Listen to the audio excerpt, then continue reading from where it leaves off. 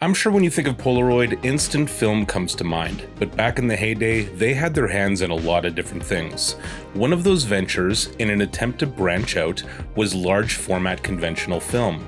For years, Polaroid was used to test shots before switching over to something more professional. Many cameras had backs which could take the instant film, which the photographer would snap on, take the shot, view the result, and then adjust their scene before taking the final image with conventional film. At some point, the powers that be at Polaroid must have pondered, why aren't we getting them to switch from Polaroid to another Polaroid? Hi everyone, my name is Azriel Knight, welcome to This Old Camera, and in this episode we look at Polaroid Professional Chrome, a large format E-6 film.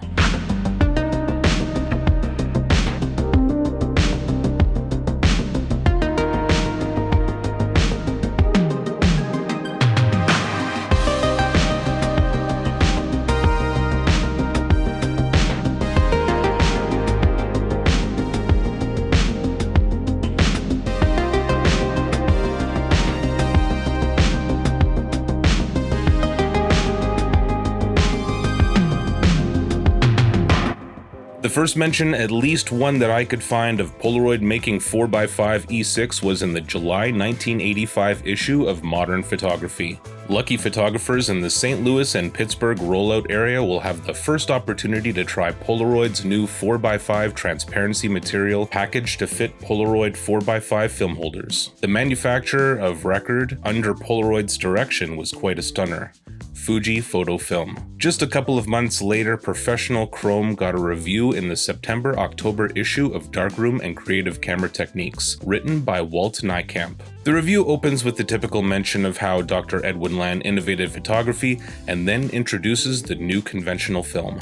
Called Polaroid Professional Chromes, the films will be initially available in a daylight-balanced ISO 100 emulsion with a tungsten-balanced 3200K ISO 64 version to follow at a later date. National distribution of both films is targeted for January 1986, though limited quantities of the daylight emulsion will be available sooner. Being that E6 is fussy and is largely unforgiving, it only makes sense that he would give us an exposure test. Using a Horseman 450 camera and Speedotron flash, I made a series of 1/2 f-stop bracketed exposures, beginning and ending 1 f-stop on either side of a metered recommended exposure. The scene consisting of a model and color checker. The latitude of the film proved to be excellent, with the expected drop in shadow detail occurring with 1 f-stop under exposure. Colors were well saturated and contrast would have to be described as moderate. An examination with a 10x magnifier revealed excellent sharpness. This is also where it's confirmed that Polaroid has outsourced their film specs to Fuji, who then shipped it in bulk to their plant for packaging and distribution. We also learned that the individually wrapped 4x5s will be designed for 545 or 500 model film holders. Buying 25 sheets was going to set you back $43.25 USD in 1985 or $108.43 USD in 2023. At the same time, American Photographer magazine made mention of it in their column Tech Notes, stating that, according to the manufacturer, users may immediately go from preview exposure to final exposure without switching to cut film holders. The 1986 Photo Marketing Association show would display the new conventional Polaroid film, which, at least to Darkroom and Creative Camera Techniques magazine, proved that Polaroid is in the wet process professional sheet film market to stay, and in addition to the two E6 films would be two C41s and a black and white. You might be asking at this point, if Polaroid is just schlepping Fujifilm and the market is arguably oversaturated with E6 already, what's the advantage here? Pretty simple. The envelope that carries each exposure is reused after the picture is taken. This eliminates the need for film holders or preloading before you hit the road or head into the studio.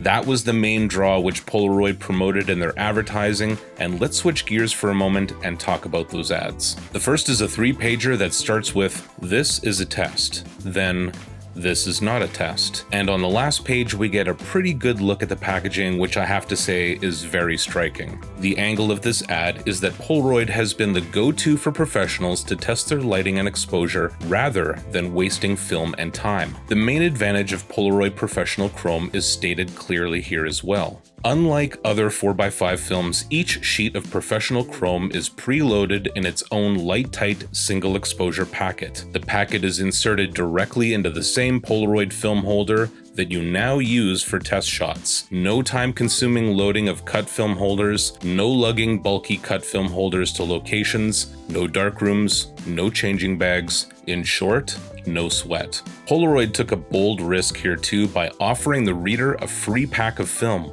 All you had to do was pay for the shipping. The ad, which appeared a couple months later, opted for free posters instead. To celebrate the introduction of Polaroid Professional Chrome, Polaroid's first conventionally processed film, we are offering a limited edition of 3 very special posters commemorating Professional Chrome in industrial, architectural, and fashion photography. These posters are available direct from Polaroid for a nominal charge of $2 each to cover postage and handling. We are also offering a very exclusive numbered edition of these posters limited to 250 copies each, hand-signed by the photographers. These are offered in complete sets of 3 only for the total cost of $75 per set, including postage and handling. If you ask me, I'd rather have the free film, but imagine how much those posters would be worth now. The third ad was very much like the first, 3 pages, and used the example of the test shot and promoted the idea of not having to use a film holder, but the only thing they were offering this time was information. Of course, I wanted to see what it looked like. 4x5 E-6 by Polaroid would have looked amazing, especially with Fuji's help. The examples I found published at the time give us a taste, like this contest-winning photo, but magazines are kind of like printing on paper towel, and these issues are almost 40 years old. I'm sure it comes as no surprise to you, the only clear scans I found were well after the film had expired, like this cross-processed image on lomography.com, and while it's beautiful in its own right, it's not true to the original results photographers would have received in the 1980s. I did come across this stock photo taken by Rob Walls, but I can't completely confirm it's Professional Chrome. It's dated 1984, before limited distribution even started, but the date might be wrong. You might be asking what happened to it. I mean, I know it was discontinued at some point, I just don't know when, but it's safe to assume it'd be before 2001 when they filed for Chapter 11. I found a mention of a new Polaroid back which accepted it in the January 1994 issue of American Photo, so it's safe to assume it lasted at least until then. I can't imagine it held out much longer than that. The industry has largely forgotten about Professional Chrome since the internet became our main source of information. The majority of my research originated from hard copies of old magazines, and when I googled Polaroid Professional Chrome, I got a total of just under 1,000 results, which may as well be 0 when it comes to online research. Many of the initial results were forum posts too, asking if anyone had information on it. I personally think they had the right idea, but were about 10 years too late. We've seen Polaroid branch out in ways that don't make sense, but this did. It was the next logical step for the Professional, gave them a more convenient workflow, and it's a shame it didn't last. Please consider supporting the channel with a one-time PayPal donation or subscribing to my Patreon.